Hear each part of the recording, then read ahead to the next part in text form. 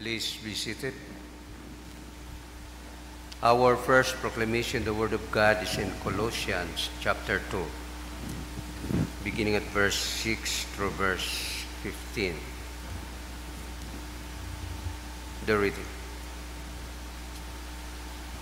As you therefore have received Christ Jesus the Lord, so walk in Him, rooted and built up in Him, and established in the faith, as you have been taught, abounding in it with thanksgiving.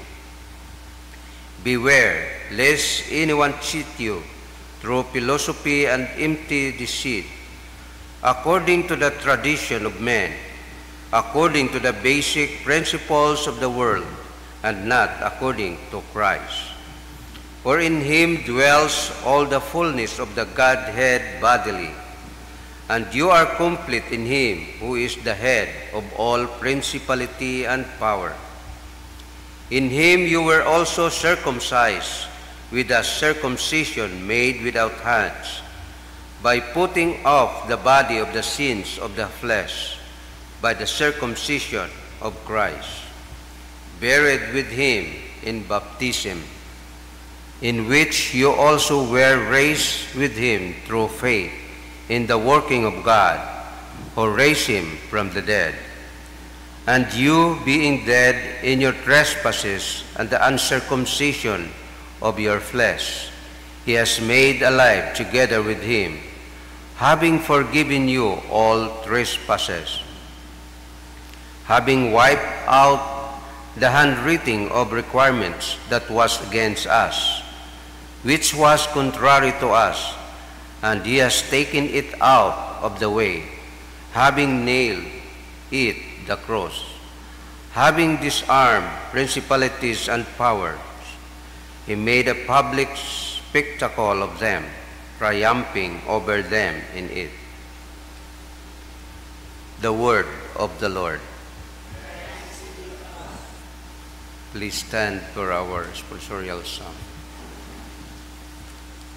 Our response: the Lord is compassionate toward all His people. Together, the Lord is compassionate toward all His people.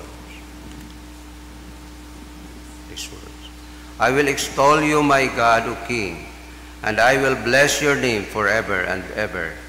Every day I will bless you, and I will praise your name forever and ever. Response: the Lord is compassionate towards all God's people. The Lord is gracious and full of compassion, slow to anger and great in mercy. The Lord is good to all, and His tender mercies are over all His works. Response: the Lord is compassionate toward all His work. All your works shall praise you, O Lord, and your saints shall bless you, to make known to the sons of men His mighty acts and the glorious majesty of His kingdom. Response: the Lord is compassionate toward all His works. Glory be to the Father, and to the Son, and to the Holy Spirit, as it was in the beginning, is now, and ever shall be, world without end. Amen. The Lord be with you. The Holy Gospel of our Lord Jesus Christ according to St. Luke, chapter 6.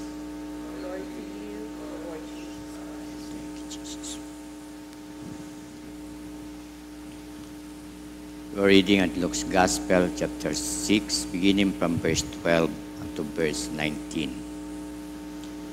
Now it came to pass in those days that He went out to the mountain to pray, and continued all night in prayer to God.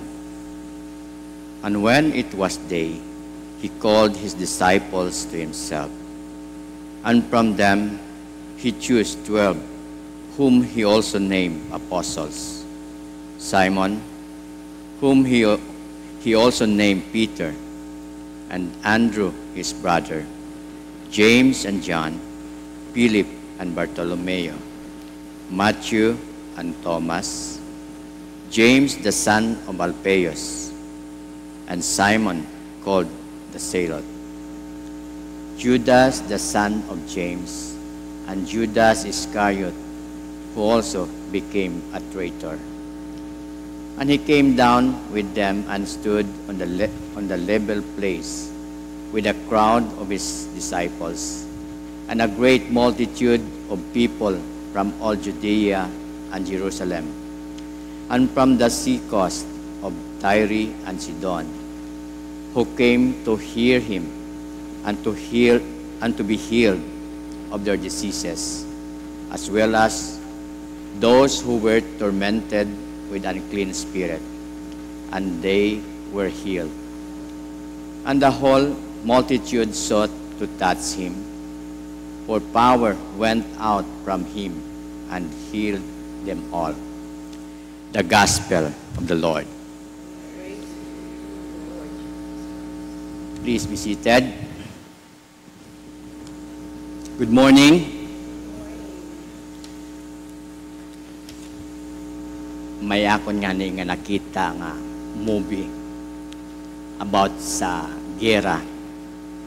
Before sanda magsulong sa gera, they have planned kung paano nanda usubon doon andang kontra.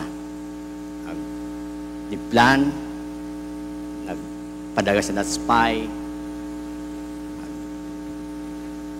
kung paano nanda, rong strategy nanda sa pag nga magiging victorious nanda nga pag gera sa royon nga place nga ron. And natabo at pagkatapos ita ng plano, prepare, nagpahaom it mga armas, and when the war has been unagon do gera, agsanda ay nagdaog. Same to us sa rayang gospel. Jesus prepare bago imaw nagminister sa mga tao, bago imaw desisyon o magpili sa tatlong dusi nga apostles. They prepare, they soak in prayer, and tananda ng mga bukod niya mga itsarayang pagpili itdayang anang mga apostles bago imaw ma-arrest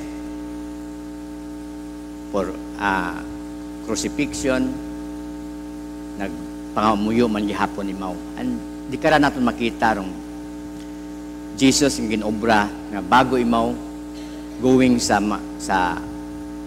dayang anang ministry, i-prepare, communicate to God, ginausoy na rong guidance nga ginatao dayang aton nga Diyos Ama. And di karon na mo nakita nga pero ana tanan nga mga ginhimo sa nang ministry, healing, even sa nga pagpili it mga apostles naging matinagagon. One niya nga ginpili na si Peter nga 3 times imaw nga gin-deny. Judas Iscariot nga imaw nag-betray ka na. Buwagarong ay Jesus nga desisyon nga pagpili kandahe. Saga? No, it's not. It is sayo ni Jesus nga they are ordinary people nga ginpili nanda ni Jesus, ginpili sanda dahil nagatrust si Jesus sa andang kapasidad nga bukon it andang nga ginahimo ay bukon niya mga it sa andang sarili kundi rung nagasalig sanda sa aton nga Ginoo. And sometimes sa aton man nga kabuhi nga we are chosen by God, and sometimes ay gina-deny man naton si Jesus, sometimes ay ginatalikdan man naton si Jesus, and sometimes ay betray man naton si Jesus. Yung kinaibayang sa daywang ara kay Peter at kay Judas. Peter, repent, rely sa grasya at Diyos, sa mercy at Diyos, and nagpanumbalik mo sa Ginoo, and Jesus restored him. Become dayang imaw nag-leader, dayang mga apostol sa nagpatindog at simbahan. Judas Iscariot, you have a chance nga forgiveness ni Jesus at Diyos, but desperado, anang desisyon ta na, pas man katon nga, hindi na mapilit ito atong Ginoo, kung kita naga-desisyon, may atong freedom, atong will, kung ano raton nga, aton nga pag-obrahon, baga, masunod kita sa Ginoo, or aton ang sarili. And di ka natin makita nga, pero atong Ginoo, imaw rin example, when we aton nga example nga, imaw hay prayerful, and tananana nga mga ginahimo, ay naging victorious, naging madinagagon, and ginapakita na nakaton, makaron nga. Kung aton nga prepare kita sa tanan atong mga decision, sa aton nga mga mabugat nga mga ginahimo nga mga desisyon, kinahanglan naton man nga magpangamuyo kita, mangayo kita guidance sa aton nga Ginoo, mangayo kita strength nga ma-overcome naton yung mga mabugat nga mga desisyon nga atong ginahimo, or anuman dato mga ginahimo, anuman datong nga kapingida sa aton nga ministry, kinahanglan kita naton nga bago rong tanan, bago rong war sa battleground, kinahanglan naton maging preparado kita, magpangamuyo, magsikit guidance, magsikit strength, magsik direction sa aton nga Ginoo. Imaw rong magatao katon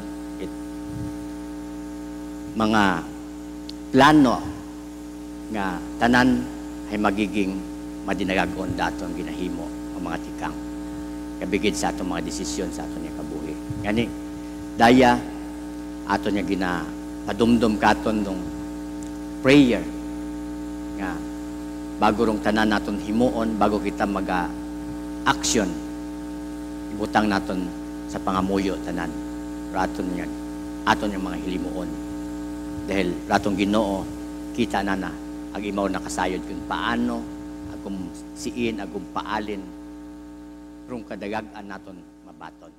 Amen.